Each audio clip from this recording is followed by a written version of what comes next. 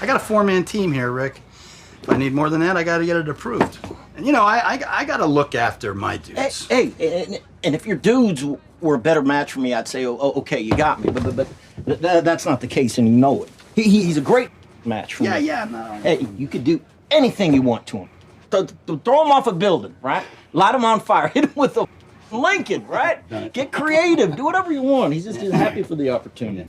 I'll start out by saying I'm a huge fan of Quentin Tarantino's movies, so I was obviously looking forward to the 9th film from Quentin Tarantino, Once Upon a Time in Hollywood. And I first saw it at the Cannes Film Festival, where it had its world premiere in May. I was blown away there, but I went again to the Hollywood premiere of the movie Monday night here in Hollywood at the Chinese Theater.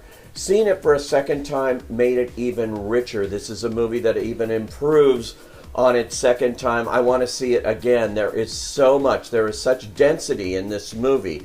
Everything thrown into it from Tarantino's memories and how he interprets things in the year 1969 when he was only 6 years old, playing with his memories and writing this script and directing this movie and recreating that world when he was just a young child, and now imagining it in his own way, as he has always done in his films that range from Pulp Fiction to Inglourious Bastards, where he tackled World War II, to Django Unchained and The Hateful Eight and the Western format.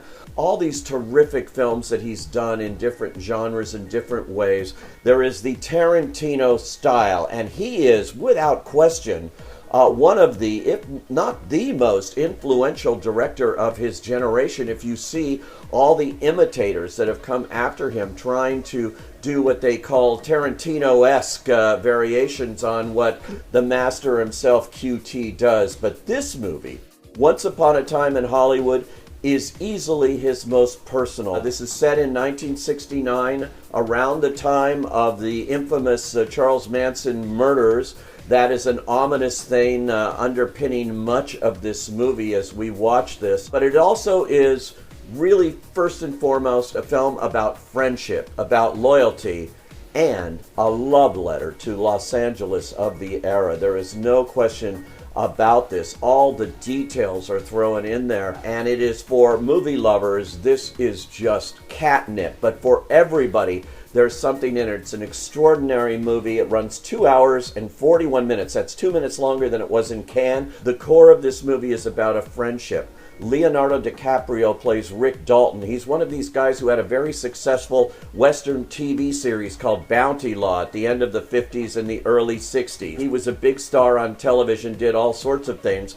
That led to a movie career for him, but not a really successful one. He didn't turn into Clint Eastwood or even Steve McQueen, who backs all of my movie reviews here. If you see that Italian version of the bullet poster behind me here, Steve McQueen became a big movie star. He's even featured in this film. Damian Lewis plays him uncannily. But that was not to be for Rick Dalton, and eventually his career slides. He fades into the background. He starts doing guest spots, playing bad guys on all these TV shows. His career has gone the wrong direction, even though he's gotten advice now from an agent played by Al Pacino, very amusing in scenes near the beginning of the film set at Musso and Frank's, the 100-year-old landmark in Hollywood, just one of many landmarks that Tarantino pays tribute to by virtually setting the movie here. Rick Dalton has a friend, and it's also his stuntman, his longtime stuntman, Cliff, played by Brad Pitt, and he now drives him around because DiCaprio lost his license,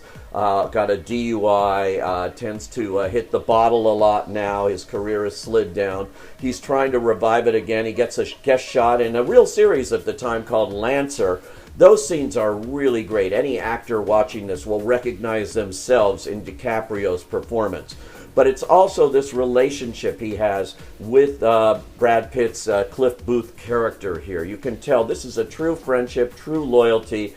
They're together. This is like Newman and Redford teaming in Butch Cassidy and the Sundance Kid. We haven't seen this kind of big star teaming in a long time on the screen. But the crux of the movie really is following them during 1 or 2 days there in February of 1969. And we follow Sharon Tate, the real Sharon Tate, played by Margot Robbie. But this is not what you expect. What we see of Sharon Tate here is a loving portrait, finally getting her chance to show something other than the notorious story that we know about the Manson murders and what happened to her and her friends.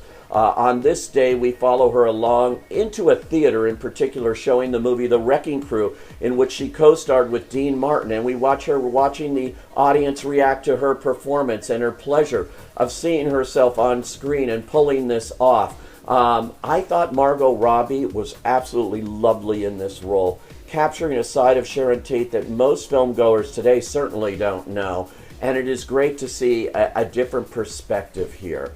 It's very touching, too, knowing, what ultimately happened to her. And the wonderful cast of supporting players really come and go. This is a movie you have to see more than once. Pacino's terrific. Mike Moe as Bruce Lee is wonderfully amusing in a key scene there. Dakota Fanning as one of the Manson followers. Austin Butler, who plays Tex, he's terrific here too. And also, among the stars of this film, no bigger stars than the production designer, Barbara Ling, and Nancy High, the set decorator. They have recreated 1969 Hollywood in Los Angeles stunningly. And the costumes from Arion Phillips. I can go on and on. Every little nuance is here. This is a perfectly cast and perfectly shot film in every way. I was really impressed right down the line. I have to do a big shout out for the dog named Brandy in this movie. The dog steals every scene he's in. That relationship between Brad Pitt and this dog is priceless, as is this entire movie. My favorite scene, though, one brief scene, sequence, a montage where we see a lot of Los Angeles landmarks being lit up, their signs being lit up for the night. For anybody who grew up in LA like I did, it's a special moment. This movie is a special one for anybody. Especially to Angelinos, though, it's a gift from Quentin Tarantino. He's done a magnificent job, and I say, go.